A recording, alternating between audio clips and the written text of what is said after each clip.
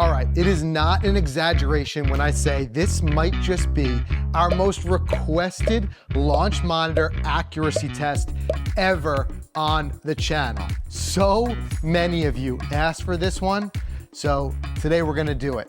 Let's get set up and talk about it. All right, as you can probably tell, we're talking about testing club data on the Square Golf launch monitor. And the reason why this is so intriguing is that there just are not a lot of what we would call budget launch monitors that measure club data well, if really at all. And when I say budget, what I'm talking about are these launch monitors that come in under $1,000. Now, we've tested a lot of the more expensive launch monitors out there, including recently the Garmin R50, that do a really great job of testing club data, but their price tag is nearly 7 times more than what you would spend on this.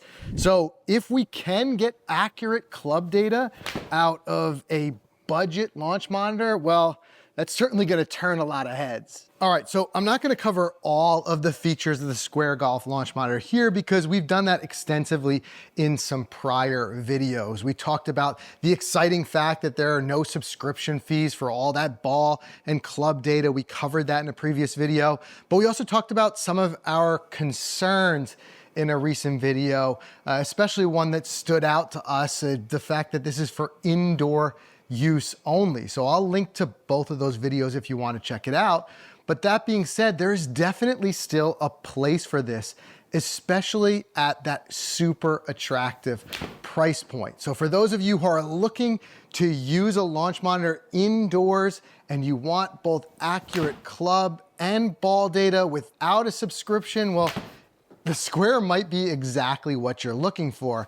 But before we can stamp that approval on it, we got to make sure that that club data is accurate. And while we extensively tested the ball data in that previous video, we didn't quite dip into club data, and that's why so many of you asked for it. So let's get our test set up here. We'll walk you through how we're going to do this.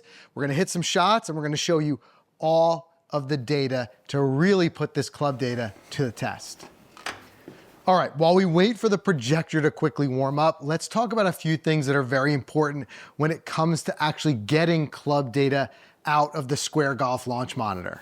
And the most important aspect of that is using these provided reflective stickers, which go right on the shaft of the club.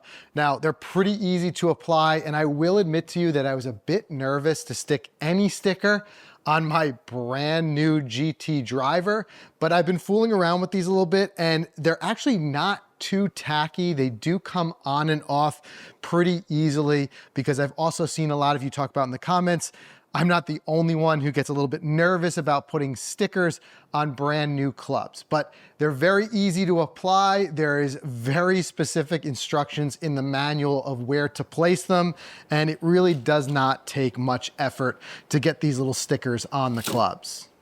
Oh, and the other really important thing with regarding how this test is going to work is, of course, we're going to be taking a look at kind of that eyeball test. Does things like swing path look correct compared to what I'm used to, but we also want to have something else to compare it against with regards to measurement.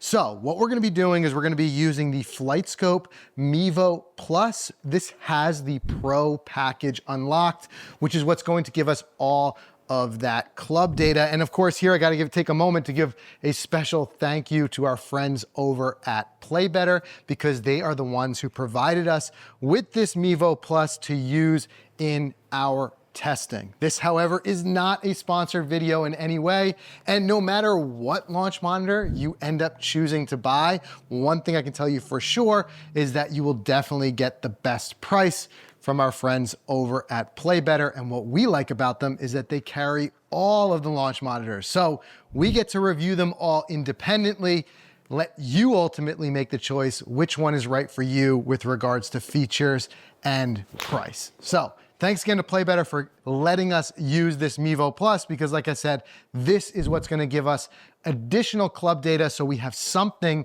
that we can compare the club data from Square directly against. So we're gonna start our test off with an 8-iron, which I have labeled with the sticker here that we talked about, but really importantly, we're gonna focus just on club data. And the reason for that is twofold. One, we tested the ball data pretty extensively in a previous video, which, like I said, I'll link to. But the other reason for that is in order to get accurate ball data out of the 2 units that we're using here, you need to use the correct ball. So for the square, it's this specifically marked ball. And for the Mevo Plus, it's the Titleist RCT ball. And since I haven't quite figured out how to hit 2 balls at once yet, I think the limitation here is that we're gonna have to ignore the ball data just a bit. But like I said, more importantly, let's verify that club accuracy, because if we really can get accurate, I should say, club data out of a budget launch monitor, well, I think there's gonna be a lot of people who are very excited about that. Oh, and just to kind of ease everyone's mind and for full transparency, I will tell you that both the Square and the Mevo Plus have been updated to the latest software and firmware, and both have been calibrated and aligned. So we have everything we need in front of us. Let's hit some shots. All right, so one thing we said before that we really liked about the Square is that the data is so quick. So we've got everything in front of us here. Let's start comparing some numbers. First of all, club path. So Square has it at 1.2 degrees in to out, which is the same way as saying to the right. And the Flight Scope has it at 0.2 degrees left. So we're kind of exactly 1 degree there.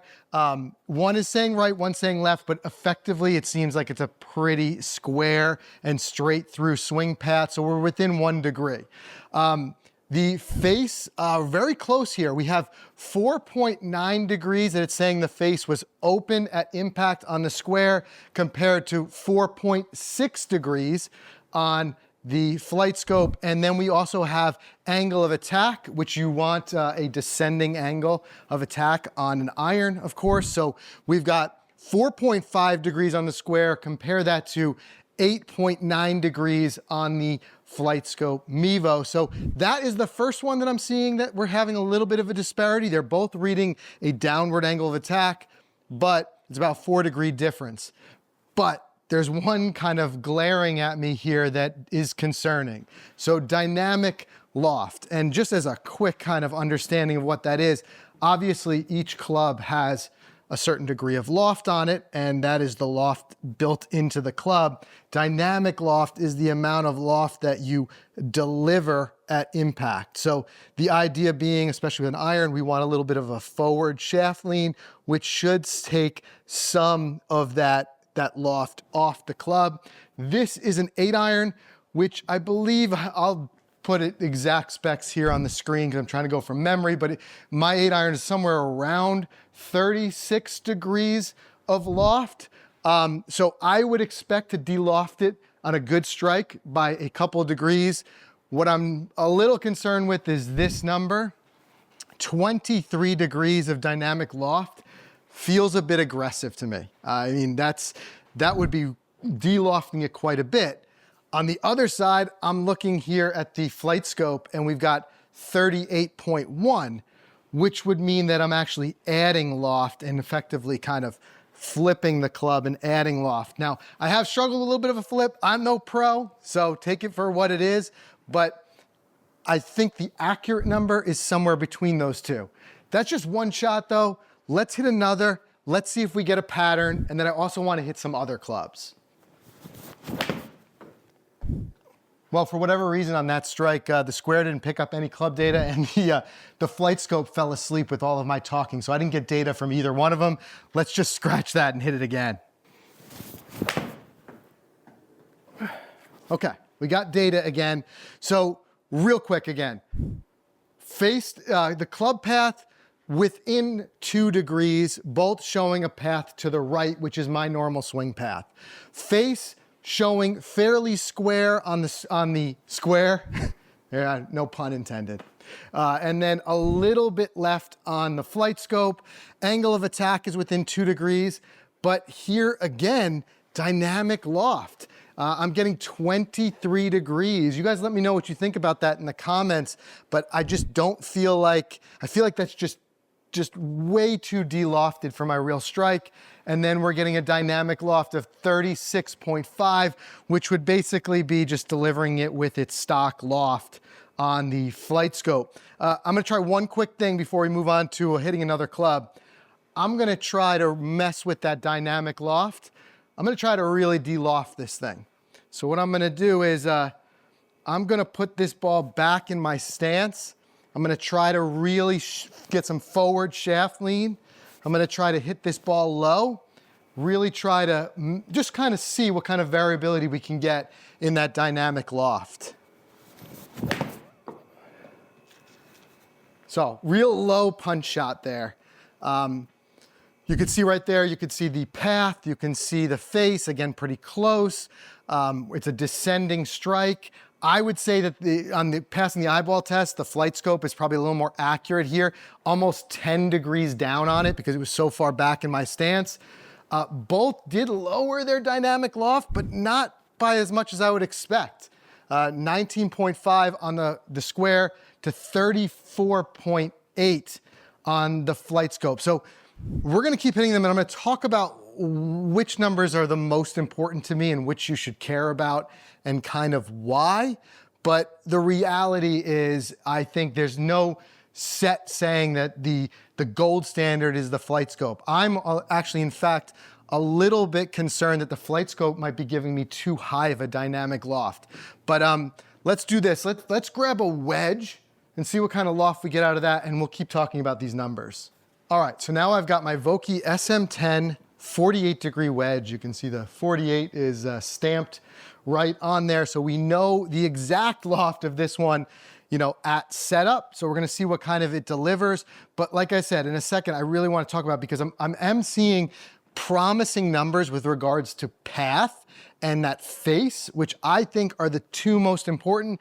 And I'm gonna tell you why, if you are worried about it, why ultimately, even if the dynamic loft ends up being concerning, why I don't personally think it's that big of a deal. I do have a reason for it. Hang on for a second, I'll tell you about it. But let's hit a shot with a wedge here and see what numbers we get. All right, first shot, we did not get club data out of the square. We did get club data out of the flight scope. Let's hit it again.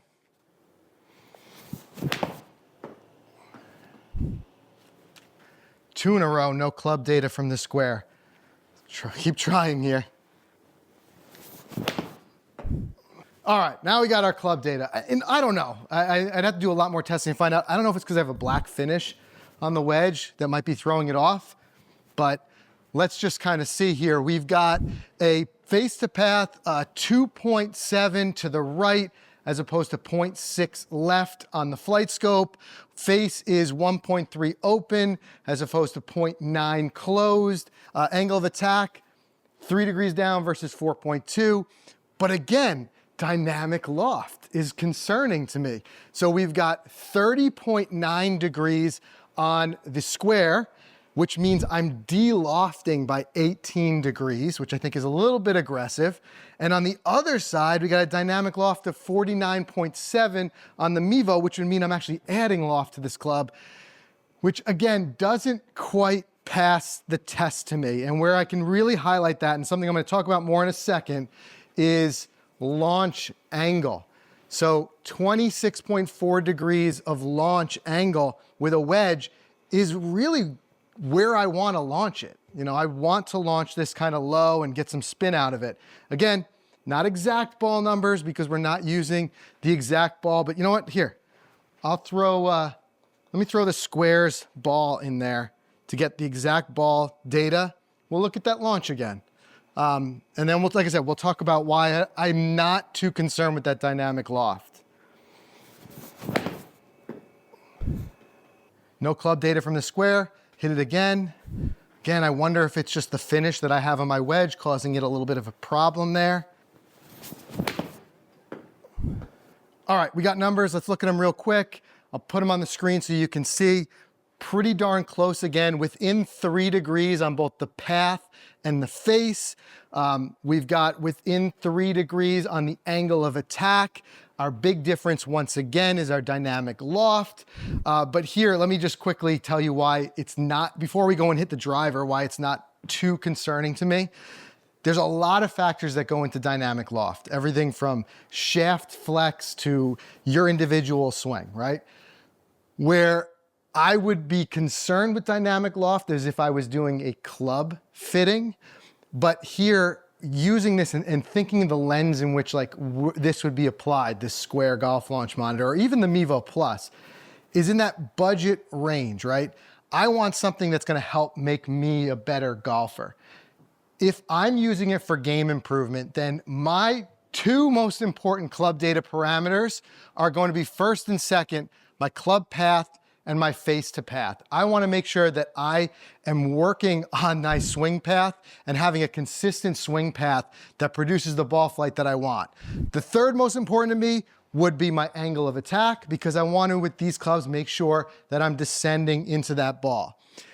Regarding dynamic loft, personally, I would rather look at what the ball is ultimately doing than what the club is doing. And when I'm working on wedges, I'm looking at my launch angle, which here, using the proper ball, we got 26.8. So that's telling me I'm launching it plenty low. I'm launching it where I want to be launching it with a wedge, and I'm less concerned with dynamic loft. Again, if it was club fitting and now I'm swapping out shafts and I'm seeing how that affects my dynamic loft, sure. I just feel like we're getting in the weeds a little bit. You guys let us know what you think. Does that really matter to you? But either way, there is definitely a glaring disparity here between the dynamic loft being measured by the square and the flight scope. So let's now take out the big stick. We're gonna hit driver, and we're gonna look at all these numbers one more time and just see if anything stands out to us. All right, got the GT driver, like I said, all labeled up. We got a reflector on there.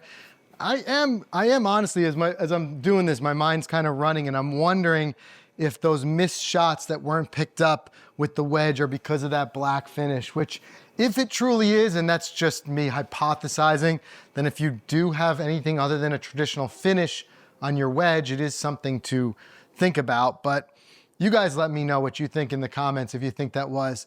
Good news is we were able to get some readings. There were just a couple of missed shots from the square. So now we got driver. Obviously, there's gonna be a whole lot different as far as loft that's applied. Also attack angle, driver being the opposite. Here we want a positive angle of attack. So we're gonna look at all of that. I'm using the square properly marked ball here, just so we also have that ball data. We just won't get accurate ball data from the flight scope, but that's okay. Flight scope is measuring our club data. So we got everything ready to go. Let's take a swing.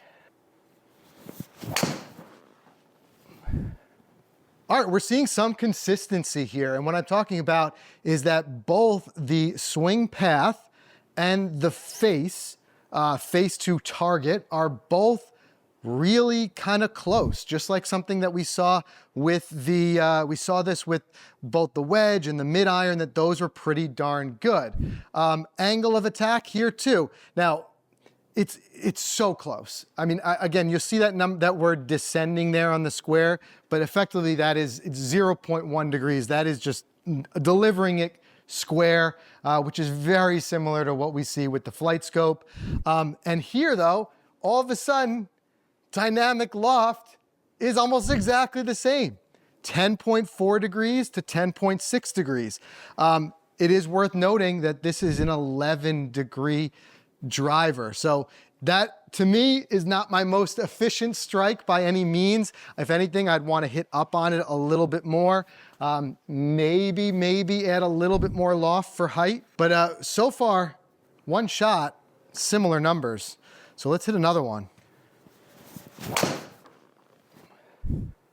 Okay, again, within about 3 degrees on both the club path and the face to target.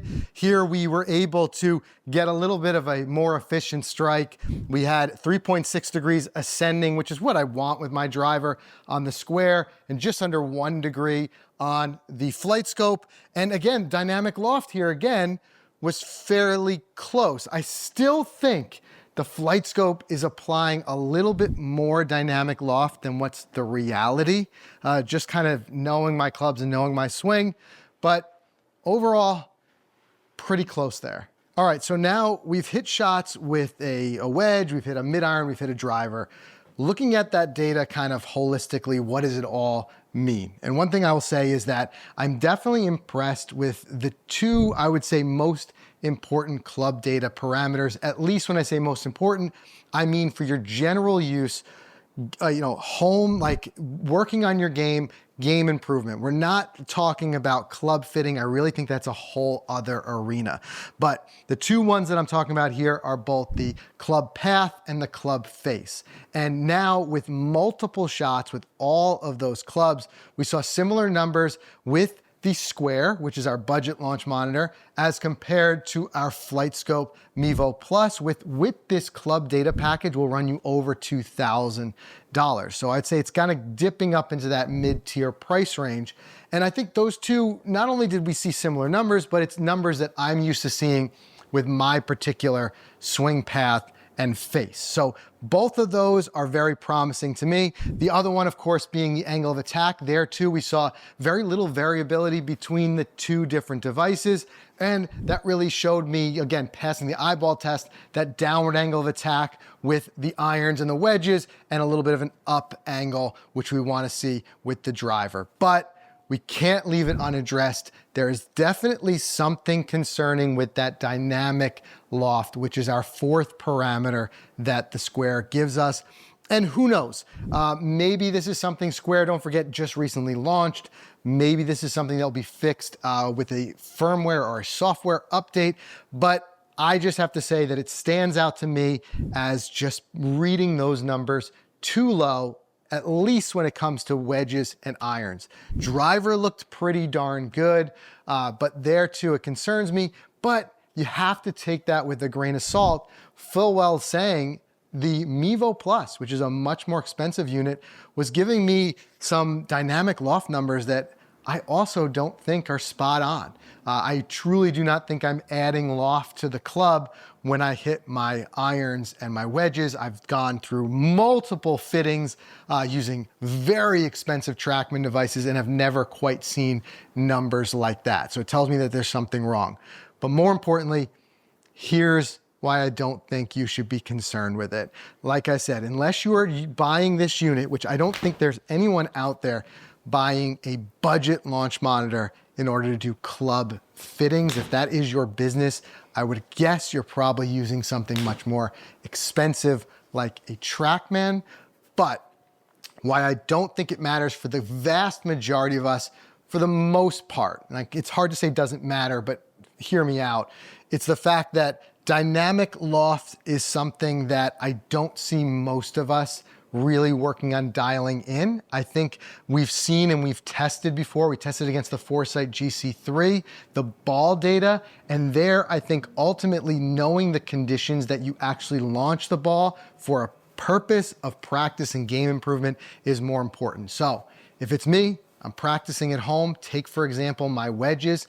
I love looking at my club data. I like looking at my angle of attack, my face to target. Knowing that those are something I can rely on are great, and then ignoring that dynamic loft for a minute, instead looking at my vertical launch angle with the ball and understanding exactly how that ball is launching. Because if I see that getting way too high, then I know that then I'm doing something to apply too much additional loft and I'm not getting the forward shaft lean that I want. So a little bit of a kind of a long-winded explanation, but it's why I could say I would love nothing more to see all of these numbers be super, super accurate. I do think though we got 3 out of 4 that are super promising. So as always, love the conversation we have down in the community in the comments. So hop in there, let me know your own thoughts. You can go back, pause the video, look at those specific points, and let me know what you think about these numbers. But overall, I think pretty promising, and I think it's one more reason to definitely be considering the Square if you're looking for an indoor launch monitor. Like I said, I will link to the other videos that we've done if you want to do a deeper dive on Square down below. Go and check those out. Thanks for watching. We'll see you in the next one.